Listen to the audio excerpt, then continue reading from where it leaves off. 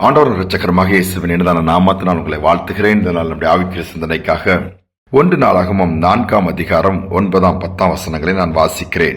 யாபேஸ் தன் சகோதரர்களை பார்க்கிலும் கனம் பெற்றவனாயிருந்தான்.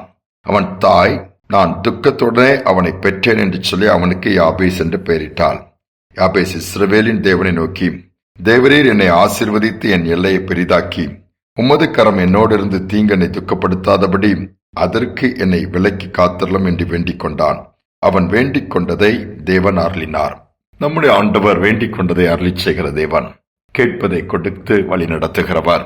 இந்த சம்பவத்தை வேதத்தில் பார்க்கும் பொழுது, அந்த குழந்தை பிறக்கும் பொழுது தாய்க்கு துக்கம், குடும்பத்தில் என்ன பிரச்சனையோ என்ன பாதிப்போ தெரியவில்லை. ஆனால் அந்த குழந்தை பெற்றது நிமித்தம் சந்தோஷம் கிடையாது.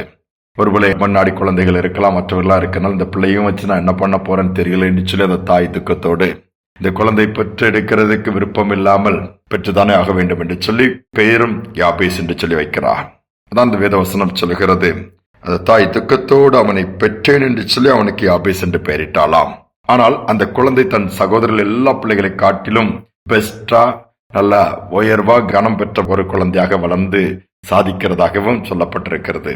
எப்படி இது சாத்தியமாகும், எப்படி இது நடக்கிறது என்று வேதத்திலே பார்க்கும் பொழுது, பெற்றோர்கள் இவனை ஒரு உயர்ந்த நல்ல நிலைமைக்கு கொண்டு வர முடியாத ஒரு துக்கமான, ஒரு வேதனையான, நெருக்கமான ஒரு சூழ்நிலை. அதனால் பெற்றோர்களை பார்த்து, ஐயோ நான் என்ன செய்வது என்று சொல்லி அங்கலாய்க்காமல் இந்த யாபேஸ் தேவனை நோக்கி கூப்பிடுகிறான். தேவன் பக்கமாய் தன் கண்களை திருப்பி தான் இந்த விண்ணப்பத்தை ஏறெடுக்கிறான். தேவரே, நீர் என்னை ஆசீர்வதிக்க வேண்டும். ஏனென்றால் உம்முடைய ஆசீர்வாதம் தான் நிரந்தரமானது. அதோடு மட்டுமல்ல, என் எல்லைகளை நீர் பெரிதாக்க வேண்டும். உம்முடைய கரம் என்னோடு கூட இருக்க வேண்டும். தீங்கு என்னை துக்கப்படுத்தக்கூடாது. அதற்கு விலக்கி காத்திரலும். இந்த ஜெபத்துல எவ்வளவு அருமையான காரியங்கள் இருக்கு. எல்லாமே ஓரளவு அப்படி முழுவதுமாய் கவர் பண்ணி விடுகிறது. அந்த ஜெபத்தின்படியே கர்த்தர் அருளி செய்தாராம்.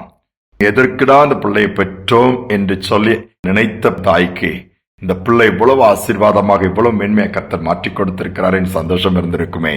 அதை தான் ஆண்டவர் நமக்கும் செய்ய விரும்புகிறார். ஒரு அருமையான குடும்பத்திலே ஏராளமான பிள்ளைகள். அப்படிப்பட்ட சூழ்நிலை தாய் மீண்டுமாய் கருவுற்ற போது அந்த குழந்தையை பெற்றெடுக்க விருப்பம் கிடையாது. உடனே என்ன செய்வது, அதை எப்படியாவது கருவிலை அழித்து விடலாம் என்று முயற்சிவோ, அதுவும் நடக்கவில்லை. துக்கத்தோடு தான் அந்த பிள்ளையை பெற்று, அதுவும் பெண் குழந்தையாய் போய்விட்டது. அப்ப எவ்வளவு துக்கமாக இருக்கும்.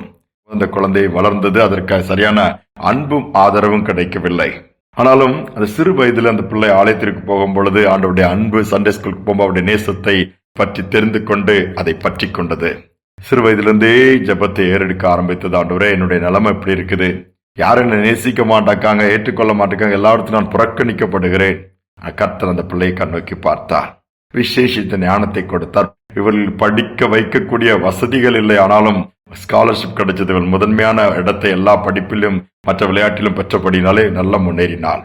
நடந்ததென கர்த்தர் அவளை உயர்த்த ஆரம்பித்தார்.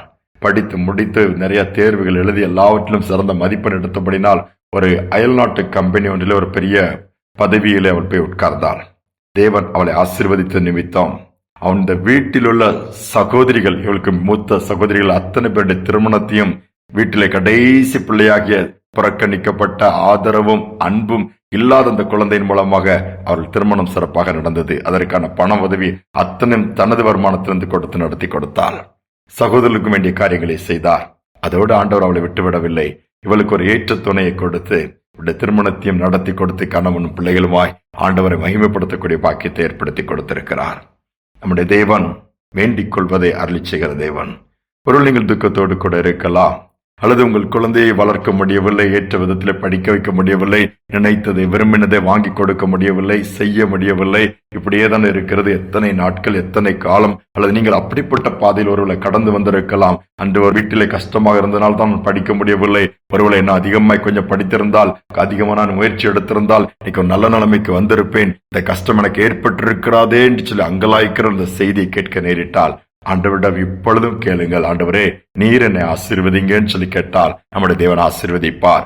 அதோடு மட்டுமல்லாமல் எல்கைகளை விரிவாக்குவார். அவருடைய கரம் நன்மைக்கு எதுவாகவே நம்மேல் அமர்ந்திருக்கும். அதையும் தாண்டி தீங்கு துக்கப்படுத்தாதபடி அவைகளுக்கு விலக்கி பாதுகாத்துக் கொள்வார். இந்த கிருபை உண்டாக நாம் ஜெபிப்போமா? நீங்கள் அன்பின் பரலோக தகப்பனே, புதிய நாளின் காலை நேரத்தில் சமூகத்தில் வந்திருக்கிறோம் அப்பா.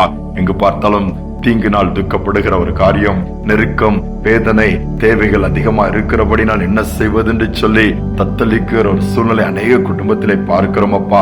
பிள்ளைகளை ஏற்ற விதத்தில் படிக்க வைக்க முடியவில்லையே, ஏற்றவைகளை வேண்டியவைகளை வாங்கி கொடுக்க முடியவில்லை என்று சொல்லி நெருக்கத்திலும் கஷ்டத்திலும் கடனிலும் வேதனையிலும் பலவீனத்திலும் போராடுகிற பிள்ளைகளை இந்த நாளில நினைவு கூர்ந்து, ஒருவேளை இந்த குழந்தை பிறந்திருக்கிறார், அல்லது ஒருவேளை நான் ஏன் பிறந்தேன்றே எனக்கு தெரியவில்லை, என் நிலைமை இப்படி ஆகிவிட்டது, இப்படி இருக்கிறது, எதற்கும் பிரயோஜனமற்றவளாய் இருக்கிறேன்னு சொல்லி அங்கலாய்க்கிற பிள்ளைகளை இந்த நாளில் நினைவு கூர்ந்து நீர் பிரயோஜனமுள்ள பாத்திரமாய் வணைந்து நிரப்பி உயிர்ப்பித்து பயன்படுத்துவீராக.